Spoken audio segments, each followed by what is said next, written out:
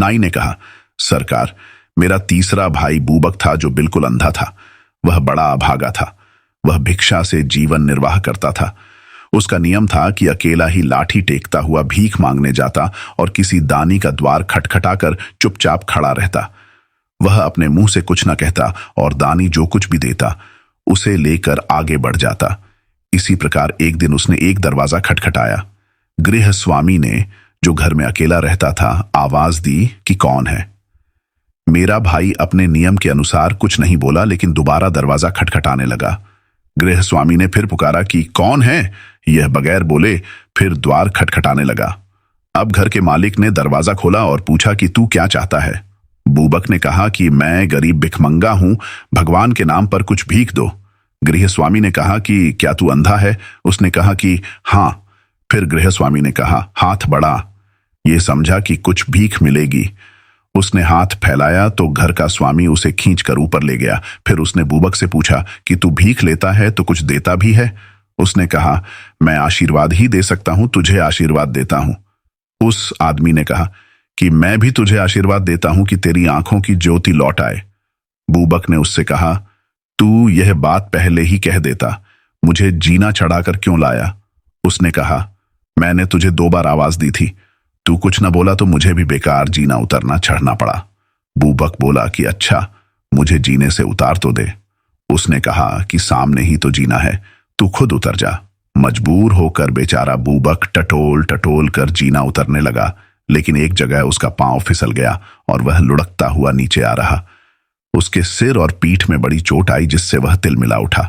बेचारा बड़ी देर तक अपनी चोटों को सहलाता हुआ गृहस्वामी को गालियां देता और उसकी भर्त्सना करता रहा।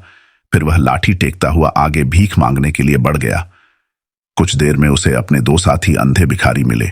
उन्होंने पूछा कि तुम्हें आज भिक्षा में क्या मिला।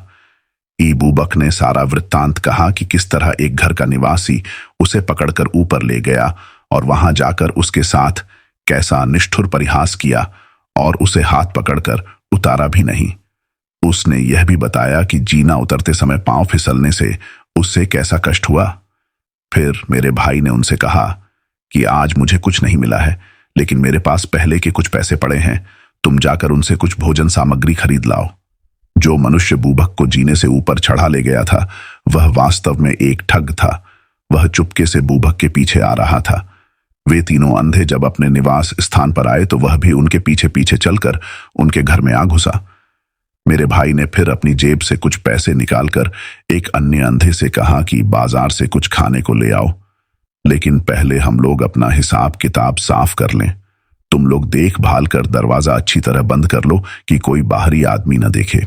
ठग उनका व्यापार देखना चाहता था, इसलिए वह छुपने के लिए छत में बंधी हुई एक रस्सी पकड़कर ऊंचा लटक रहा।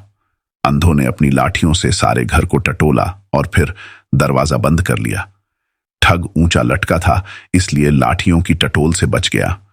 अब मेरे भाई ने कहा कि तुम लोगों ने मुझे ईमानदार समझकर अपने जो रुपए मेरे पास रखे थे उन्हें वापस ले लो।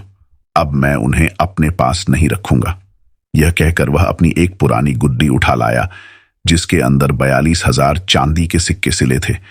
उसके साथियों ने कहा कि इन्हें अपने पास ही रहने दो, हम न इन्हें लेंगे न गिनेंगे, क्योंकि तुम पर हमें पूरा विश्वास है।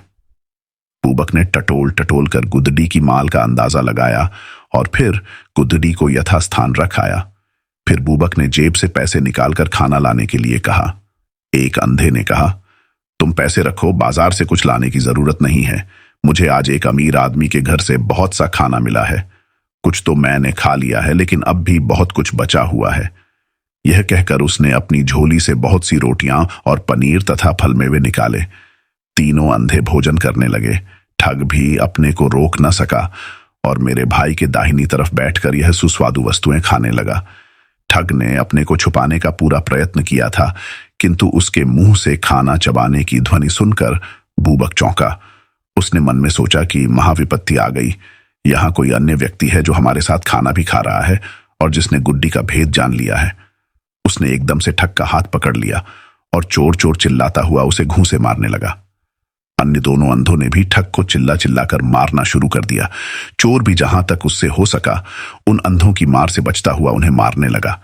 वह भी चिल्लाने लगा कि मुझे बचाओ, चोर मुझे मारे डालते हैं। आसपास के लोग चीख पुकार सुनकर दरवाजा तोड़कर अंदर घुस आए और पूछने लगे कि क्या बात है। मेरे भाई ने कहा कि मैं जिसे पकड़े हुए हूं वह चोर है। यह हमारी भीख से बचाए हुए रुपए चुराने आया है।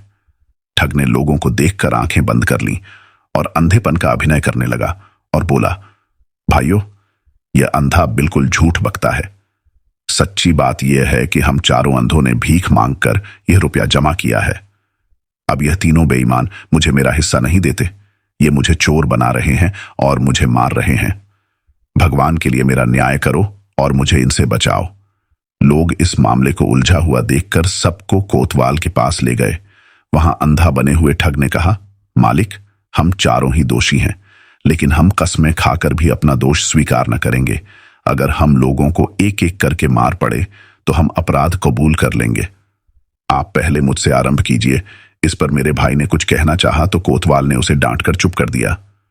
ठग पर मार पड़ने लगी। 20-30 कोड़े खाने के बाद उसने एक एक करके अपनी दोनों आंखें खोल दी और चिल्ला चिल्ला कर कहने लगा, सरकार, हाथ रोक लीजिए, मैं सब कुछ बताऊंगा। कोतवाल ने पिटाई बंद करवा दी तो ठग बोला, सरकार, असली बात यह है कि मैं और मेरे यह तीनों साथी अंधे नहीं हैं। हम अंधे बने हुए हैं और भीख मांगने के बहाने लोगों के घरों में घुस जाते हैं और मौका देखकर चोरी कर लेते हैं। इस तरह से हमने 42,000 रुपया जमा किया है। आज मैंने इन लोगों से कहा कि मेरे हिस्से का 1/4 रुपया मुझे दे दो, तो इन लोगों ने भेद खुलने के भय से मुझे रुपया न दिया और मेरे जिद करने पर मुझसे मारपीट की। अगर आपको मेरी बात पर विश्वास न हो तो इन्हें भी मेरी तरह एक एक करके पिटवाइए। फिर देखिए, यह लोग तुरंत अपना अपराध स्वीकार कर लेंगे। मेरे भाई और 2 अन्य अंधों ने भी चाहा कि अपनी बात कहें, किंतु उन्हें बोलने नहीं दिया गया। कोतवाल ने कहा कि तुम सब अपराधी हो। मेरे भाई ने बहुतेरा कहा कि यह ठग है और हम तीनों वास्तव में अंधे हैं, लेकिन कोतवाल ने उसका विश्वास न किया और तीनों पर मार पड़ने लगी। ठग ने इन चिल्लाते हुए लोगों से कहा, दोस्तों, क्यों अपनी जान दे रहे हो? मेरी तरह तुम भी अपनी आंखें खोल दो और अपना अपराध स्वीकार कर लो। लेकिन वे बेचारे आंखों वाले होते तो आंखें खोलते, उसी तरह पिटते और चिल्लाते रहे। अब ठग ने कहा, सरकार, यह लोग बड़े पक्के हैं। अगर आप इन्हें पीटते पीटते मार डालेंगे तो भी यह अपना अपराध स्वीकार नहीं करेंगे। इन्होंने जितना अपराध किया है, इन्हें उसे अधिक दंड मिल चुका है। अब हम सभी को काजी के सामने पेश कर दिया जाए, वह ठीक फैसला करेगा। काजी के सामने उस ठग ने कहा, हम लोगों ने चोरी से वह धन एकत्र किया है। आज्ञा हो तो मैं उस राशि को आपके सामने पेश करूं। काजी ने अपना एक सेवक उसके साथ कर दिया। ठग उसके साथ जाकर मेरे भाई की गुड्डी उठा लाया। काजी ने उस रकम का 1/4 भाग ठग को दे दिया, जिसे लेकर वह चला गया। शेष रकम उसने अपने पास रख ली और बाकी 3 लोगों को और पिटवाया और देश निकाला दे दिया। यह कहकर नाई ने खलीफा से कहा कि मुझे मालूम हुआ तो मैं ढूंढकर बूबक को गुप्त रूप से अपने घर लाया और कई गवाह लेकर काजी के सामने उसको निर्दोष सिद्ध किया। काजी ने ठग को बुलाकर उसका रुपया छीनकर उसे दंड दिया, किंतु रकम इन लोगों को न दी। खलीफा यह सुनकर बहुत हंसा।